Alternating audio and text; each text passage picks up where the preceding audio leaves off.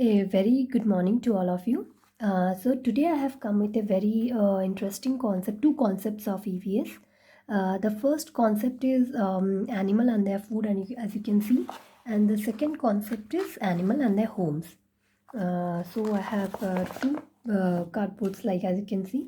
So what I have done is that I have taken the paper bags that comes to our home as deliveries.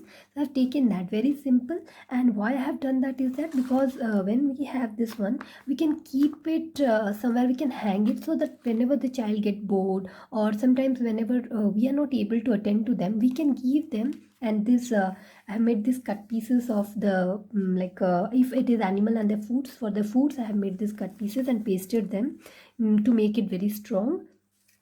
So in this way you can reuse and you can regularly make them practice the concepts, and along with this you have to follow with a worksheet. For example, we have introduced this concept of animal and their foods. They are practicing with this is an activity with which they are sorting out and practicing. After that, we have to also make them do the worksheet related to this. In that way it will be a dual, like they are doing it and they are also doing it orally, and also they are doing it in a written way. Without further delay, it's just very simple. The child has to pick up, for example, it's a grass. So the child has to find out who eats the grass. Okay, so the cow eats the grass. If you're introducing the concept, you can make them do first in this way. Okay, next is meat. The activity that they are doing. Okay, the lion eats the meat. Who drinks the milk? The kitten drinks the milk. Who eats the bone? The dog eats the bone. Who eats the bananas? The monkey eats the bananas. So in this way they are going to do it. Who eats the snake? The eagle eats the snake. Who eats the leaves? The giraffe eats the leaves. Who eats the flies? The frog eats the flies. Now who eats the carrots? The rabbit eats the carrot. Or you can also do it in the opposite way, like alternative way, that is, what does the rabbit eat? Then he has to find it out from the all these pictures, what rabbit eats, what lion eats. Okay, so it all depends on how you want to introduce a concept to your child. So let's go to the next one. I just removed this. So the next one is also very easy. This is animal and their homes. So in this also, either you ask whose house is this, or you can take the animals and you can ask which animal lives in which house. For example, this is a dog. So what is the house of the dog? Dog house is kennel. So you have to put it here. Next, what is the house of the ant? Where does the ant live? The ant lives in the ant hill.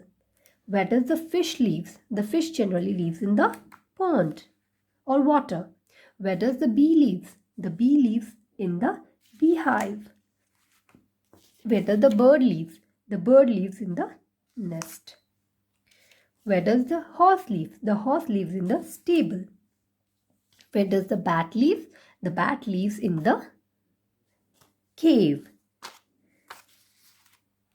Where does the hen live? The hen lives in the coop. Where does the rabbit live? The rabbit lives in the burrow. Where does the spider live? The spider lives in the spider web. So in this way you are going to introduce both the concepts, the concept of animal and their homes and animal and their food. So a regular practice of this along with the worksheet. I'll just show you the worksheet. So followed by this kind of worksheet where they have to join who lives where, it becomes very easy for the child to remember what the child has learned, and also you will be also very clear whether the child has understood the concept or not, and whether he's able to do it or not. And we cannot force the child to do all these things. We can only allow them some time to regularly practice these concepts, in which they will be thorough with the concept.